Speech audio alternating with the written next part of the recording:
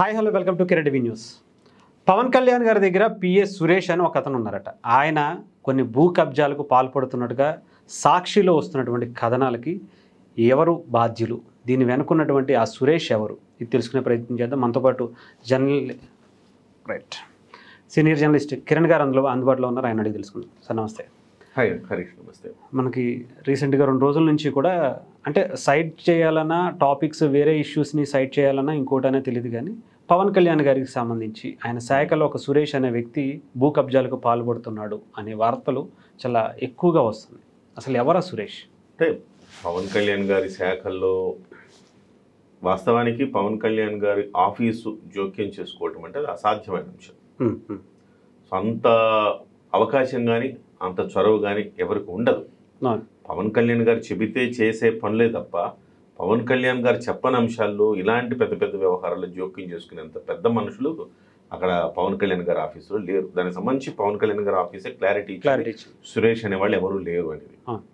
కాకపోతే ఇక్కడ ఏం జరుగుతుందంటే స్థానికంగా ఎవరైనా ఈ రకంగా ఒక ఆరోపణ, ఒక బురద జల్లడం చేస్తే ఇది ఫోకస్ వస్తుంది. కాబట్టి ఆ ఫోకస్ వస్తే నా అంశానికి న్యాయం జరుగుతుందేమో అన్న ఒక ఆలోచన కూడా కావచ్చు. ఆయన కూర్చొని పవన్ కళ్యాణ్ ఆఫీసులో సురేష్ అని ఇవాళ చాలామంది నేను కూడా అడిగాను పార్టీలో, సురేష్ ఎవరంటే ఎవరో తెలియదు అసలు. సురేష్ అలా తెలియని అజ్ఞాత వ్యక్తి ఎవరున్నారు అంత పవర్ఫుల్?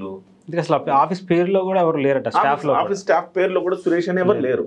అటువంటిప్పుడు ఎందుకు అతను ఆరోపణ చేశారు, ఎవరిని టార్గెట్ చేసి ఆరోపణ చేశారు అనేది ఇక్కడ తేలాల్సిన అవసరం ఉంది. డెఫినెట్గా ఈ భూ వ్యవహారాల్లో అసలు ఏం జరిగిందనేది తెలుసుకోవాల్సిన అవసరం ఉంది. డెఫినెట్గా అది కూడా సో యలమంచిలి నియోజకవర్గం అంటున్నారు.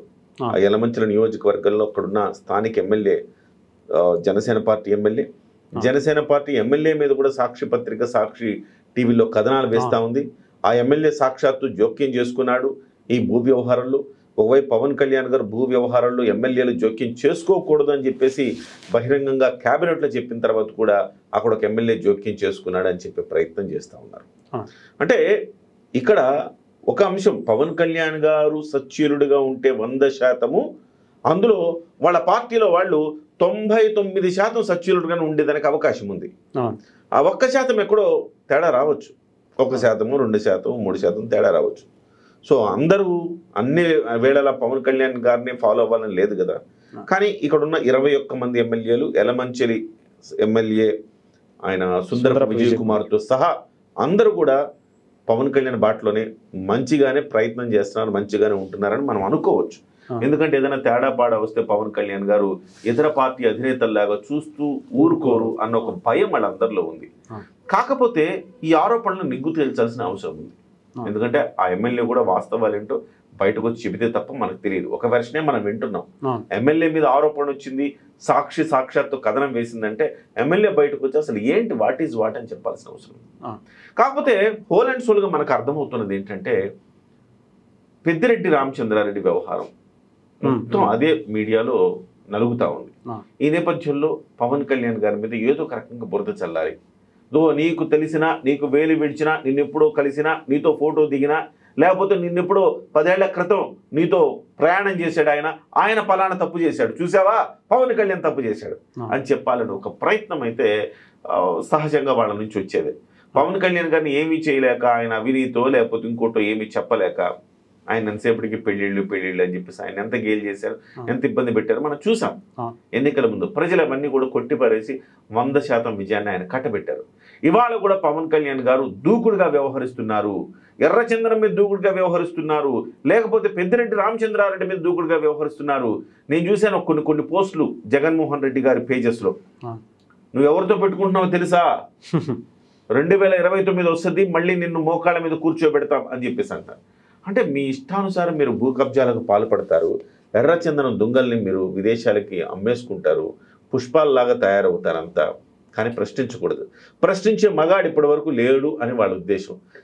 ఎవడు లేడు, ఎవడు రాడు, మా మాఫియాకి ఎదురు ఎవడు రాలేడు అని ఒక నమ్మకం వాళ్ళది.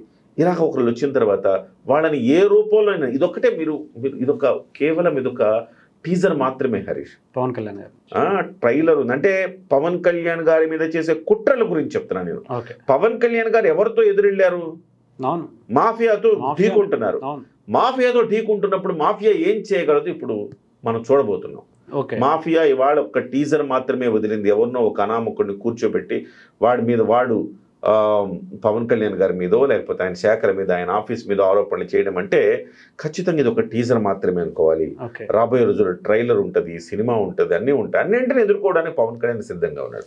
ఆయన తెలియకుండా జరుగుతుంది ఇదంతా. ఇవాళ కాదు కదా, ఎప్పుడో పెద్దిరెడ్డి రామచంద్రారెడ్డి భూ కబ్జాలకు సంబంధించి ఎప్పుడో విజిలెన్స్ నివేదిక ఇవ్వమని చెప్పేసి ఆయన ఆదేశిస్తే ఇప్పుడు ఆ నివేదిక వచ్చింది. ఇప్పుడు ఆయన చర్యలకు ఉపక్రమించారు. కాబట్టి ఇవన్నీ తెలుసుకోకుండానే పెద్దిరెడ్డి రామచంద్రారెడ్డిని టచ్ చేస్తే ఢిల్లీ అధిష్టానం కూడా రంగంలోకి దిగుతుంది అని కొంతమంది మాట్లాడుతున్నారు. సరే, తనకు వీలున్నంతగా చేస్తాడు. అనువుగాని చోట అధికులం అనరాదు అన్న నానుడి అతనికి బాగా తెలుసు. ఎక్కడ తగ్గాలో ఎక్కడ నెగ్గాలో తెలుసు. కానీ అల్టిమేట్గా ప్రజలకు న్యాయం చేయాలంటే ఏం చెయ్యాలో తెలిసిన వ్యక్తి పవన్ కళ్యాణ్. ఎట్లా న్యాయం చేయాలి? చాలామంది అన్నారు ఎన్నికల ముందు నీ శక్తి ఏంటి, నువ్వు అద్భుతం అమోఘం, నువ్వు 21 సీట్లు తీసుకోవడం ఏంటి సామి అని చాలామంది, అంటే వాళ్ళు ప్రేమతో అన్నోళ్ళు ఉన్నారు, లేకపోతే దాన్ని డిసప్పాయింట్ చేయడం అన్నోళ్ళు ఉన్నారు. కానీ ఆయనకు తెలుసు మన శక్తి ఏంటి, మనం ఎప్పుడు ఏం చెయ్యాలనేది ప్రణాళిక ఆయనకు పక్కాగా ఉంది. ఇవాళ సీజ్ ద షిప్ అన్నాడు. ఏం చేశారు? సీజ్ ద షిప్ అంటే ఏమైంది అంటున్నారు చాలామంది. ఏమైంది, ఎవరైనా శిక్షించారా అంటున్నారు. సమయం వస్తుంది. చెప్తున్నాడు ఈ తప్పులు జరుగుతున్నాయి, ఈ తప్పులు జరుగుతున్నాయి, ఈ తప్పులు జరుగుతున్నాయి చెప్తున్నాడు. 100% అధికారం ఆయన చేతుల్లో లేదనేది గమనించాలి మనందరం. తప్పులు జరుగుతున్నాయని ఎత్తి చూపిస్తున్నాడు. ప్రభుత్వాలు ఏమున్నాయి తప్పులు జరుగుతున్నాయని చెప్పి చూపిస్తున్నాడు. చూపించినప్పుడు ఆయన కూడా ఒక రోజు వస్తుంది, సంపూర్ణంగా అధికారం ఆయన చేతుల్లో పగ్గాలు ఉండే రోజు రాబోతుంది. వచ్చినప్పుడు ఖచ్చితంగా ఇలాంటి అక్రమార్కుల మీద చర్య తీసుకుంటారు. కానీ జనానికి చెప్తున్నాడు, ఆయన జనాన్ని భాగస్వాములు చేస్తున్నాడు. మీరే మీ భూములు మీరే రక్షించుకోవాలి, మీ ఆస్తులు మీరే రక్షించుకోవాలి, ప్రభుత్వ సొమ్ము అంటే ప్రజల సొమ్ము, మీరే కాపాడుకోవాలని చెప్తున్నారు. దానికి అనుగుణంగానే నిన్న అమ్మనపల్లి అదేదో గ్రామంలో ఎర్రచందనం పట్టుకున్నారు. ప్రజలే ఎర్రచందనం వాహనాన్ని ఆపారు. అంటే ప్రజల్లో ఒక అవేర్నెస్ వస్తుంది. పవన్ కళ్యాణ్ చెప్తున్నాడు కొన్ని ఒత్తిళ్లు ఉంటాయి, పవన్ కళ్యాణ్ మీద కూడా కొన్ని ఒత్తిళ్లు ఉంటాయి. ఉండవా? నేరుగా ప్రధానమంత్రి నరేంద్ర మోదీ చెప్పారనుకోండి, ఉండవా ఒత్తిళ్లు? ఉండవా? ఎక్కడ తగ్గాలో ఎక్కడ నెగ్గాలో తెలిసి ఉండాలిగా. లేకపోతే అలా తెలియకుండా నేను చెప్పింది వేదం అన్నట్టుగా నేరుగా ముందుకు దూసుకెళ్ళిపోతే 21 వచ్చేవా? రావు కదా. ఎక్కడో తగ్గాడు కాబట్టి 21 వచ్చాయి కదా.